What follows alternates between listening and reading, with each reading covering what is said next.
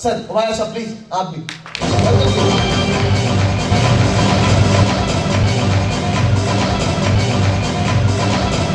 क्योंकि आप लोग अपनी मेहनत से आगे बढ़े हैं। जो मेहनत से आगे बढ़ता है वही बड़ा आदमी होता है। और आखिरी बात करते हुए अल्लामा इकबाल ने फरमाया था, मेरा अगर आप नंबर भी लिखना चाहें, बहुत सारे अब तो मुझे रोजाना सुबह सुबह मैसेज आते हैं कि सर हमें भी वीडियो भेजें, हमें भी वीडियो भेजें। उसमें बहनें भी हैं, बेटियां भी हैं। इस टाइम को 47,000 लोग जो हैं मेरे व्हाट्सएप नंबर पर मौजूद हैं और सुबह सुबह एक नई वीडियो देखते हैं। तो आप नंबर भी लिखना चाहें, नंबर आप लिख सकते हैं 030220999822 030220999822। मैं कहता हूं मेरी जात से दूसरों को फायदा होना चाहिए।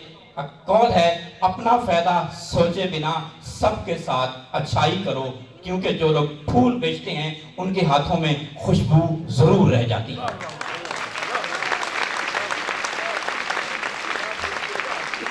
इकबाल का इस मैसेज लेकर मंजिल से आगे बढ़कर मंजिल तलाश कर, मिल जाए तुझको दरिया तो सुमंदर तलाश कर।